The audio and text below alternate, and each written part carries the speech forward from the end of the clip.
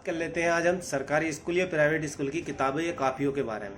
सरकारी स्कूल की जो किताबें हैं वो सरकार द्वारा दी जाती है सभी बच्चों को स्कूल में। प्राइवेट स्कूल के बच्चों के लिए प्राइवेट के पेरेंट्स को खरीदनी पड़ती है। आप देखेंगे कि 100 पन्नों की कॉपी नहीं है, लेकिन वो किताब 400 रुपये की काफ़ी होगी। आप इस बात को समझिए कि एक पन्ना 4 से 5 रुपये का पड़ रहा है। और अगर आप देखते हैं MRP कॉपियों की बात कर लें तो MRP इतना ज़्यादा लिखा है हर चीज़ पे कि हद से ज़्यादा। 75 रुपये की चीज़ अगर आप ज़्यादा ले रहे हैं और मोल भाव कर रहे हैं तो 50 रुपये या 40-45 रुपये में भी दे सकते हैं, लेकिन अगर एक ले रहे हैं आप तो 75 रुपये में ही देंगे। MRP सरकार ने कहा था GST जैसी हो जाएगा, टैक्स बिल्कुल जो चीज़ 10 रुपये में मिल रही है वो टैक्स के अधीन 3 रुपये या 4 रुपये में मिल जाएगी, टैक्स ऐसी सुविधा हो जाएगी।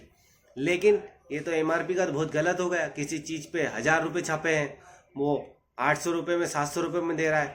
सरकार को ये बात पे ध्यान देना चाहिए कि MRP टैक्स प्लस उसका जो भी मुनाफा है सब उसी में जुड़ा हुआ हो और वही छपा हुआ आना चाहिए। लेकिन सरकार तो कहाँ ध्यान, खुद के नेताओं पे, खुद के ऊपर खर्चा हो रहा है, बस उसी पे ध्यान देती है।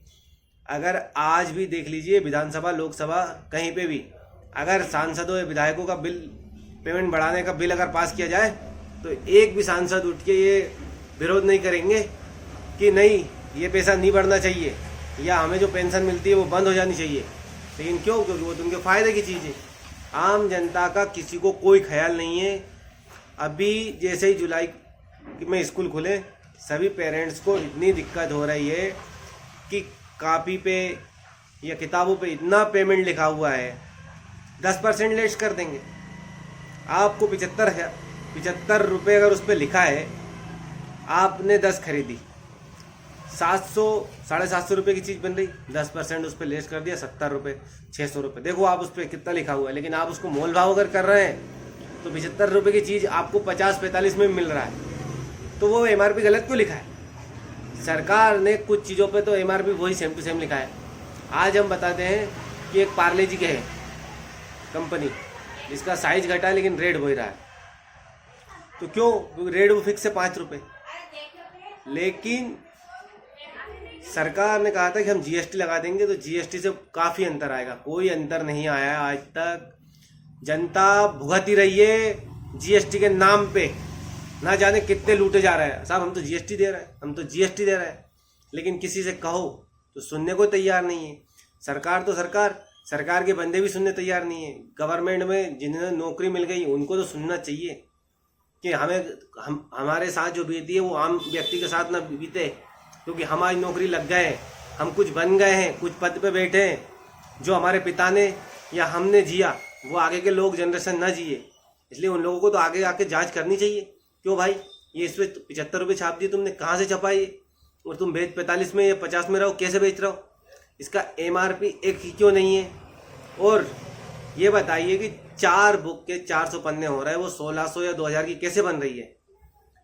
ये सब चीज़ गवर्नमेंट में जो बैठे ना वो कुछ भी कर सकते हैं। उनका तो लिखना ही तो है, उनके पास तो पावर है। गवर्नमेंट की पावर का मतलब क्या हुआ?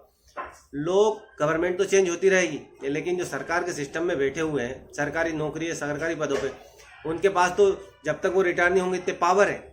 वो क्यों ना नेक दिल से काम करें? वो भी सोच सकते हैं ना कि सिस्टम को मैं सुधार सकता हूँ, अकेला जिले को मैं सुधार सकता हूँ। अगर वो जिला का पूरा अगर कर्म व्यक्ति बैठा है तो वो कुछ भी कर सकता है वहाँ से बैठे बैठे। सरकार में, आम जनता में, उसके पास तो जिले का पावर है। वो चाहे जो लिख दे, जिसको चाहे वो कर सकते हैं, आदेश जारी कर सकता है। लेकिन वो भी ये सोच नहीं रहा है।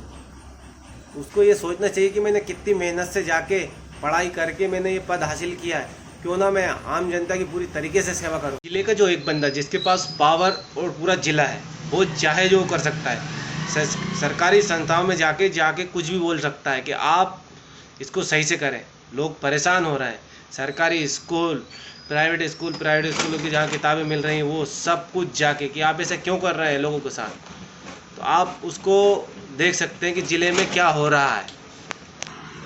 ज़िले के उस बंदे को पूरे ज़िले में घूमना चाहिए, लेकिन ऐसा नहीं कि रोज़ रोज़ ऑफिस में बैठना चाहिए। ऑफिस में उसी दिन बैठे जिस दिन काम हो। बाकी रोज़ हर दिन फील्ड में घूमना चाहिए, क्योंकि उसको इस परेशानी का पता होना चाहिए कि मैंने कितनी परेशानियों में जाके शिक्षा प्राप्त की है और आज लोगों को, बच्चों को कितनी दिक्कत से शिक्षा मिल रही है। हर सरकारी संस्था चेक करनी चाहिए, हर जगह रुकना चाहिए, लोगों को भी समस्या का पता लगाना चाहिए कि क्या समस्या हो रही है, जिससे कि उसको हर चीज़ की जानकारी रहे। ऐसा नहीं है कि उससे जाके शिकायत करे लोग तो ही उसको समस्या का पता चले। वो व्यक्ति अगर कोई राजनीतिक दबाव में उनसे बोले कि आप ऐसे लोगों को परेशान क्यों कर रहे हैं, जैसे किसी भी स्कूल वाले को, तो उससे बोलते कि मेरे पास तुम्हारे जैसे हर 5 साल बाद दूसरा व्यक्ति आएगा, इस घमंड में ना रहें।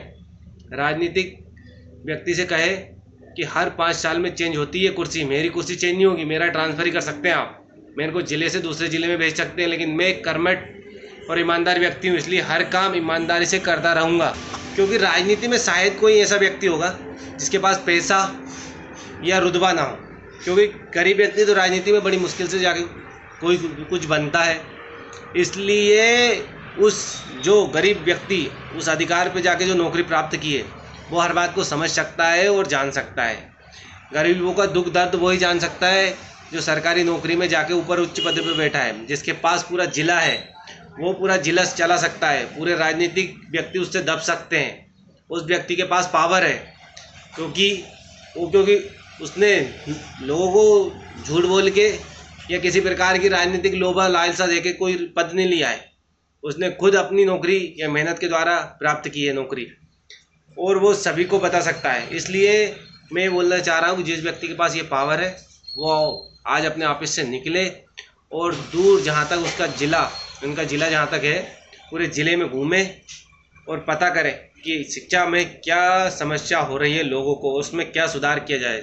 धन्यवाद। वीडियो अच्छा लगे तो हर व्यक्ति को शेयर करें, जहाँ तक है जिस व्यक्ति को इस बात के दुख हो उसको भी शेयर करें, जिससे कि वो समझ पाए कि हाँ, हम वो काम नहीं कर पा रहे जिस काम के लिए लोगों के वोट लिए हैं। धन्यवाद।